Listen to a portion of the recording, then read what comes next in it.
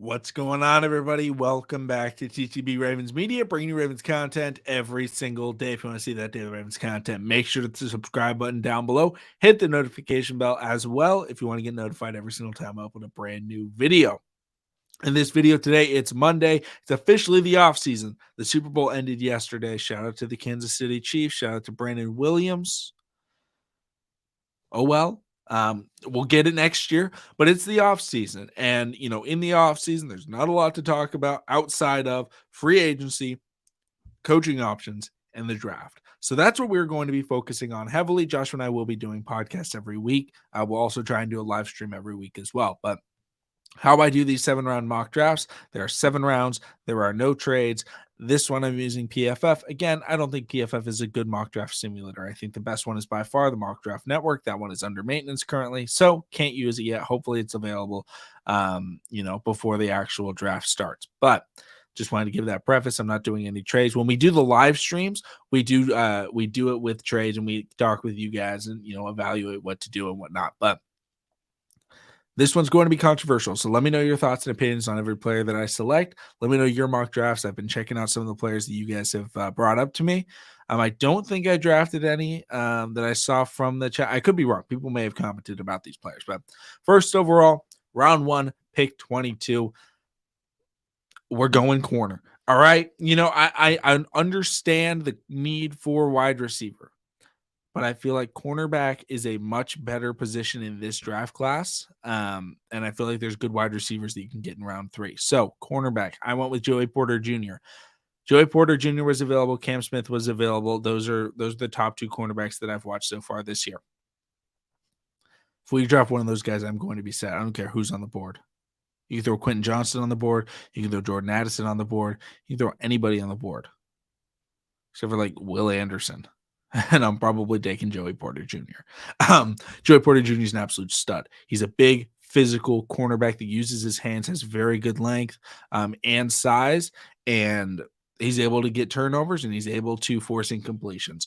I think he would be perfect outside of Marlon Humphrey. Plays very similarly to Marlon Humphrey, and coming out of Penn State, he went up against top-tier competition. When I watched Jackson Smith and Jigba against Penn State, I saw more Joey Porter Jr. than I did Jackson Smith and Jigba.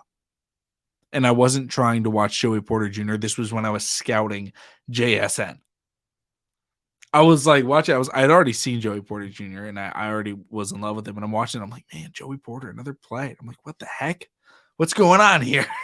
Like, I'm not trying to watch you. Like, get off my screen. And he was just dominant, very dominant, very good cornerback. And he was going up against Olave, going up against Garrett Wilson, going up against JSN. Does it all. Very physical, can play outside. Next up, round 3, pick 86. You have to go wide receiver if you don't take him in the first round. I was looking at a couple wide receivers. I really liked Trey Palmer out of Nebraska. I feel like deep threat, vertical threat. Could be a really interesting guy. I really want to see if he runs at the combine, what he does, because he was a sprinter.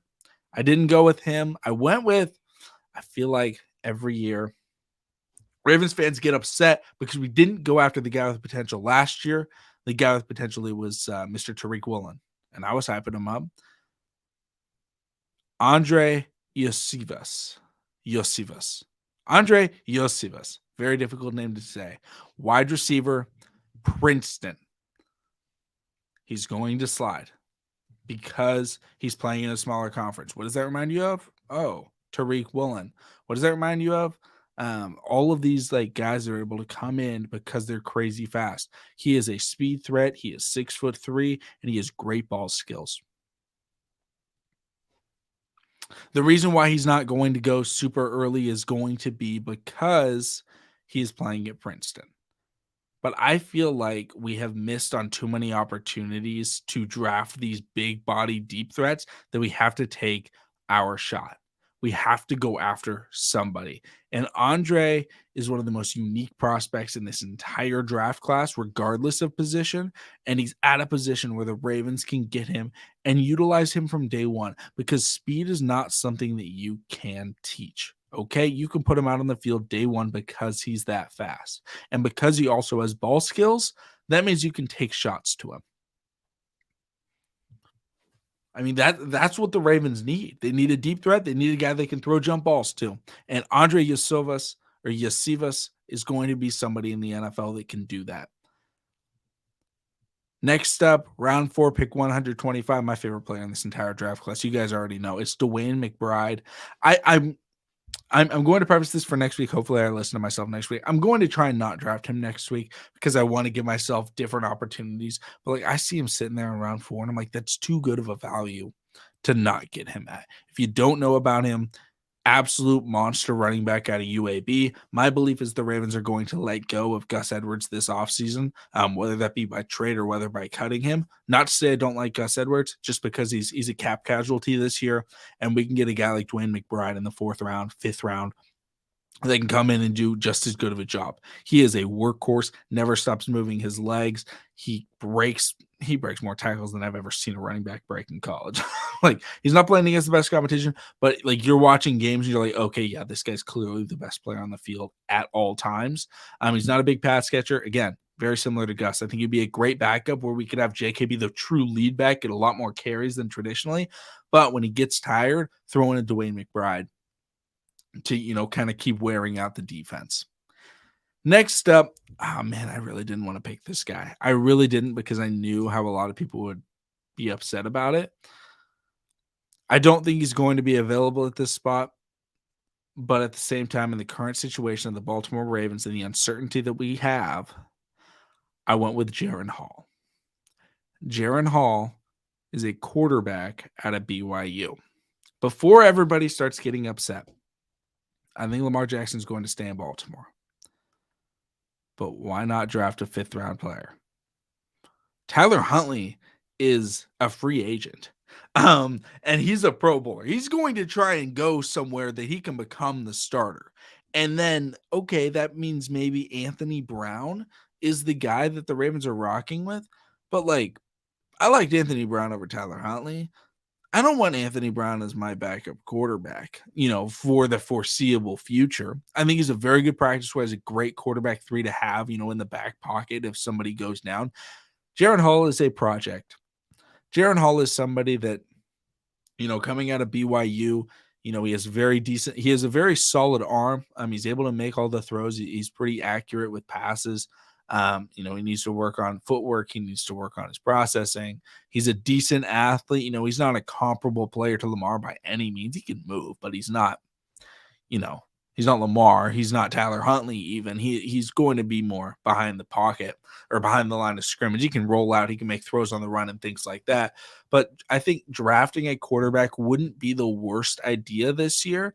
And again, we drafted Trace McSorley the year after we drafted Lamar Jackson. That wasn't a draft pick to say, Lamar, you're out. It was like, hey, this is a guy that I think can be a good backup if something were to happen, because the Ravens have needed a backup quarterback each of the last 2 seasons. Backup quarterbacks matter. And I think Jaren Hall is a project backup quarterback that we can draft. And again, we don't have a need, on this team where it's like if we needed another cornerback, I'm not drafting Jaren Hall. I think we really only have 3, maybe 4 needs on this team, and it's corner, wide receiver, and running back 2 if we decide to, get rid of Gus Edwards, and then maybe offensive guard. Like that's it. So then it goes, okay, best player available. And I'm like, hey, Jaren Hall might be that best player available. And as a 5th round rookie, you're going to have him for 4 years as a backup and you can develop him. I'm not against it. Again, I don't think he's going to compete with Lamar. Like that's not like my intent with that. It's just like, hey, let's get ourselves a backup that could actually be a decent backup. Worked for the 49ers. like if Lamar gets hurt, or Lamar decides not to resign, at least the Ravens would have a plan. Like maybe the Ravens franchise tag Lamar and they play him on it, and Lamar decides to leave, then we're not that screwed. But we're not using 1st round pick. We're not trying to do Lamar dirty. It's like, hey, here's our 5th round pick. As a backup quarterback for you, Lamar. That's not trying to take your job. That's being smart. Finally, pick 200 in the draft, round 6. I went with Caleb Chandler, offensive guard out of Louisville. He never allowed a sacks playing left guard last year. He's familiar with the left side. We don't know exactly where Ben Powers is going to go. get another guy that can compete for that spot. That's about my thoughts on Caleb Chandler. Again, I tell you guys all the time, I don't scout offensive linemen. I don't know enough. And so like I read the scouting reports on them, you know, but didn't allow a sack. He's got good size. He's also played offensive tackle. He's kind of versatile. I know the Ravens really like that in their offensive linemen. Remember Tyree Phillips, terrible offensive tackle. He's actually a really good guard. And then, obviously we've got the legend Patrick McCarry, who plays every single position on the offensive line under contract. But Caleb Chandler, depth piece on the offensive line is never a bad thing because they get injured. The big boys get injured sometimes. But going back over the draft, Joey Porter Jr., Andre Yosivas, Dwayne McBride, Jaron Hall, and Caleb Chandler. Let me know your guys' thoughts on this draft. If you guys hate the quarterback idea, that's totally respectable. I just was looking at the players available and I was like, I don't know if there's anyone. I didn't want to draft like BJ again because I've drafted him in every single draft, just like Dwayne McBride. I'm like, man, I've drafted like these guys every time. Let's get something a little bit new. Thank you guys so much for watching. Subscribe for daily Ravens content, and I'll see all of you again next time.